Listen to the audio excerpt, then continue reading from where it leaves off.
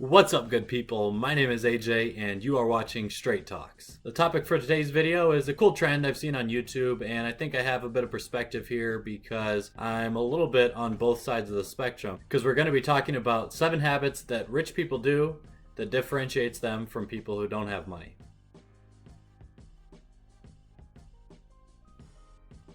By the way, if you're liking any of the content or if you're just new to the channel, please feel free to go ahead and like this video and subscribe. It helps me out, I appreciate it, and let's get into this one. So I've kind of rank ordered these a little bit in terms of importance, not perfectly in terms of importance. I think I might go back and forth in my own head on, maybe number 3 is more important than number 5 and vice versa. But in general, I'm going to start with the items that I think make a bigger difference in the mindsets or the mentalities that rich people have versus poor people. And just as a qualifier, I am certainly not rich myself, but in my job I work with a lot of people who do have a lot of money, and just a handful of years ago I had very little money, and so now I look at a lot of these people, and I've had conversations with a lot of people who are very successful and have wealth, and I'm doing the things to move in that direction. And so I can offer some insight on what it's like to not be in that position, what it's like to be working towards that, and also firsthand experience of what those people do to get to themselves to the point where they are successful and they have money. The number one factor that differentiates rich people from poor people,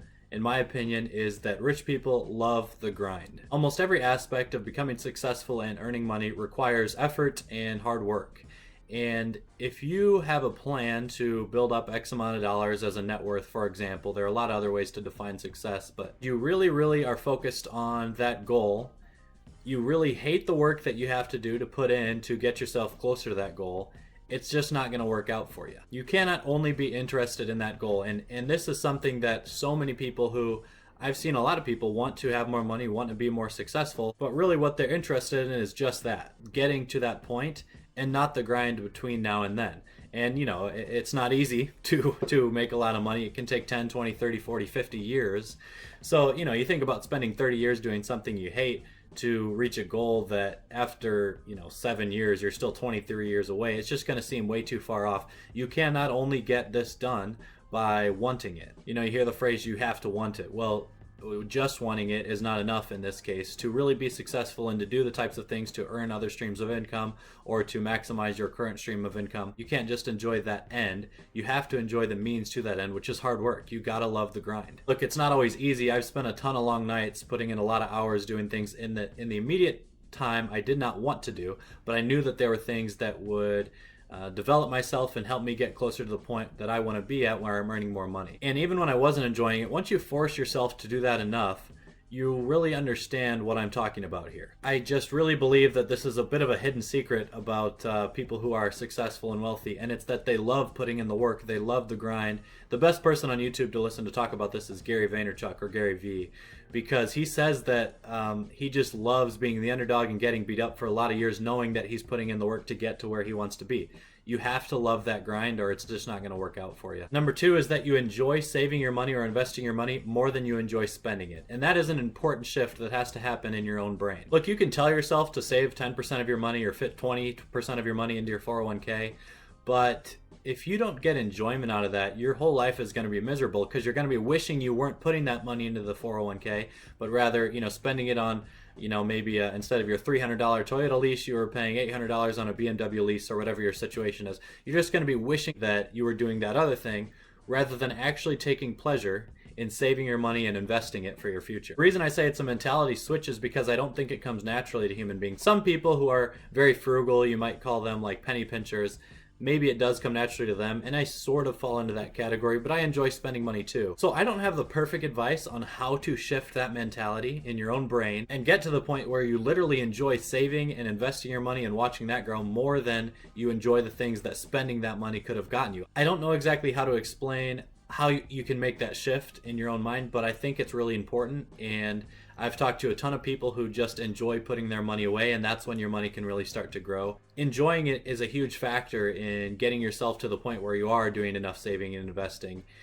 I think focusing on enjoying it a lot and really meditating on the value that putting your own money away, because it's not throwing it away. It's buying yourself freedom in the future is a better way to look at it. And the more you meditate on that reality and the more you think about what you're actually doing for yourself, then you'll start to build up a enjoyment and actually get pleasure out of saving your money and investing it rather than spending it now. Number 3 is that they take action and they don't blame other people for their situations. They take control of their situation and figure out exactly what needs to be done, what work they need to put in, what effort they need to put in to start improving their situation, which could be earning more money in their current role, developing their second, their third, their fourth stream of income, getting a further education so that later on in their life they can earn more money. The people who have done it correctly and are successful now and have the money earned is because when they started to make their plans or they realized what types of things they needed to do 20 years ago, 30 years ago, they actually did those things. Rather than just thinking about them or just talking about them,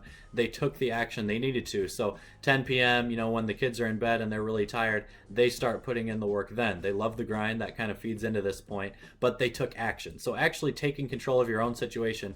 There are wonderful, encouraging stories about people who came from really poor environments where motivation and hard work and effort were not seen as positive things, and they got themselves out of that situation. It's definitely harder to do. If you're living in a third world country, of course it's going to be harder to start a business than if you live in the United States and you were born into an upper middle class family. You just have to understand that you control your life, and no matter how negative the situations are around you, there are things that can be done. Unless you're literally locked up in maximum security prison for a life sentence, there are things you can do to improve on your own situation. So the people who are successful now, I think, realized those things and took action on what they needed to do to get themselves to where they are now. Number 4 is that they always continue learning. And even for the very successful people that I know now, later on in their lives, when even someone like myself is having a discussion with them, if I even make a comment about something that they may be not totally familiar on, I notice all the time that I'll get questions. They're just curious. They want to learn more about what I just mentioned if it's something that they're not familiar with. They don't spend their time proving to me how much they know. They don't talk about the 50 other things that they are an expert in, but they want to learn more about the one thing that I just mentioned. It caught their mind, it sparked their interest. They see that opportunity as me being someone who has some information on something that they're less familiar with, and that conversation being their opportunity to learn more about it. They're very curious and they actually enjoy learning. They don't put people down because they know more than you do. 99% of the time these people know more about other things than I do, but they still value the time that they have with me and the conversation they have with me, which of course makes me feel good when I get to teach someone else about something that I know. But they feel good about it too because they enjoy learning and they enjoy expanding their knowledge. And so that's a really important trait for people to have if you want to start to build wealth and become successful. Next is that they plan far out into the future. So I've talked about the classic example a lot on this channel, which is to stuff money away in your 401k and Roth IRA. And just, with the point I'm making here today, try to enjoy doing that. But the reason you do those things is because you're going to have money when you're 60. At least in the United States, retirement accounts you can get to when you are 59 and a half. That's nowhere near, my current age. So I'm planning way off in the future for that then. When you talk about other things like building a business or getting an education, you have to be focusing on the long-term picture with all the actions, all the effort, all the work that you're putting in. It's just like the old saying that all good things take time. That is totally true. Nothing that builds wealth or success for someone happens overnight, and so you're going to have to put in a lot of time and effort into something in periods of time when it's really not giving you all that much immediate results. You're going to spend 3, 8, 10, 15 hour days or weekends doing something that you get no results from all that time that you put in for maybe 3, 5, 10 years because you're building and working ahead. You have to have a plan for a time period really far out that is not going to grant you immediate gratification, but you can build into something better in the future. So having that plan in place for what you want to be doing really helps your mentality while you're putting in all the effort when you're getting no reward for it,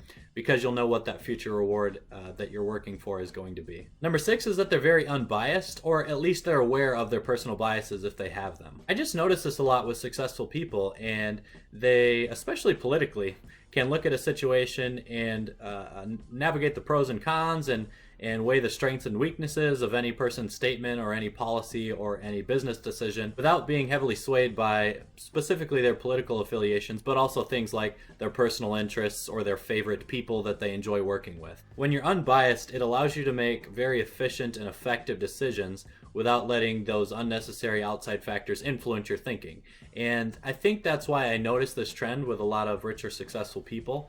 It's because they understand that their own personal feelings towards a certain topic might not necessarily always be the right way to look at that topic. And so they look at that topic from other directions or other perspectives towards that topic to try to understand better maybe what other people are seeing.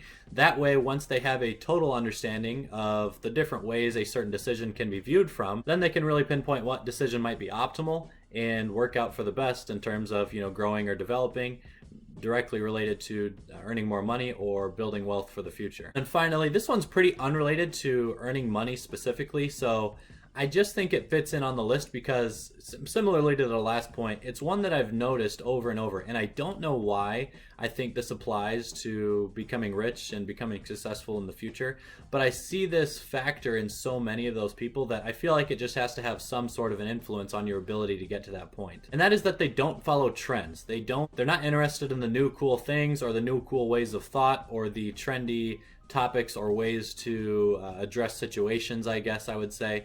They are more grounded in what they know to be true and what they've seen to work in the past, and based on what's changing in the future, how they think things might work in the future. They assess situations with their own minds, and they kind of drowned out the noise of what might be in the media or what might be a trending topic at the time or a trendy way to look at something.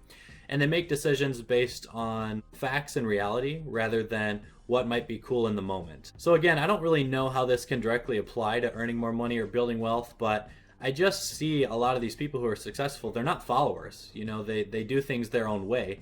They make decisions their own way, and they're not super influenced by outside parties, kind of like one of the other points I just made here. So anything you can do to kind of be interested in your own things and think your own way rather than being a trend follower, doing things ways that you see other people doing them, I think will be beneficial long term in helping you become rich and successful. So let me know in the comments down below if you think any of these things make a lot of sense or if you disagree with any of them. Of course, add any points that you think might be big reasons or big differences between rich and poor people. And as always, thank you for watching.